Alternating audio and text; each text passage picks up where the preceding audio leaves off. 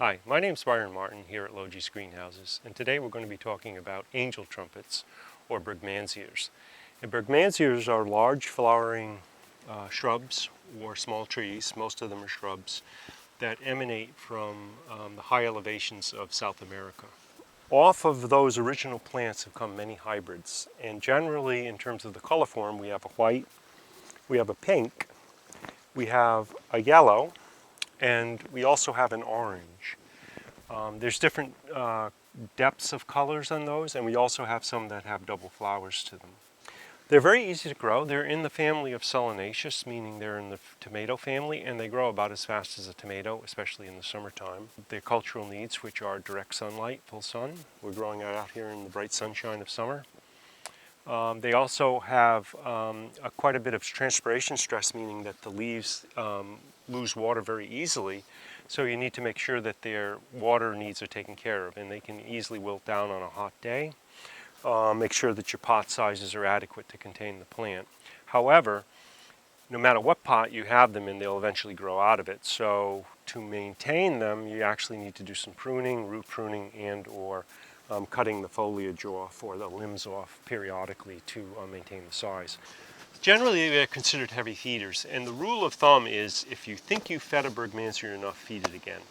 So if you use a liquid fertilizer and you add it to your water, or you use a granular fertilizer, a slow release, like Osmocote or something like that, or if you use an organic fertilizer, then top dress, both of those are put on the top of the soil.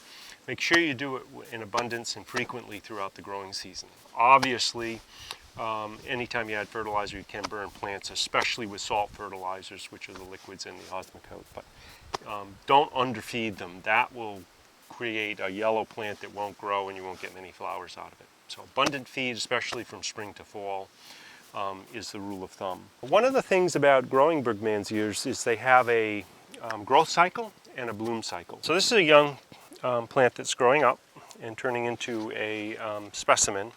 And it's created a central leader that's running straight up, straight up, straight up. At some point it forks, creates these two forks.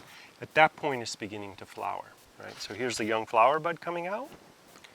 And you'll see that if you follow that stem up again, there's another fork and more flower bud comes out. But that is the beginning of the flowering cycle. And whenever we look at brugmansias like this one right here, see, here's an initial flower came out of this one, and then it forked, and then another flower came out, and then it's coming up here, and it's doing the same thing. It's creating more flower buds as we go along. So one of the things about these flowers is that they're intensely fragrant. And this growing area in the evening is just filled with the fragrance of brugmansias. It wafts the whole area as we walk by in the evening. Great plant to have on a patio or in a sunroom or in a garden where you want to have evening fragrance, or what would be called a moon garden. So thank you for watching today.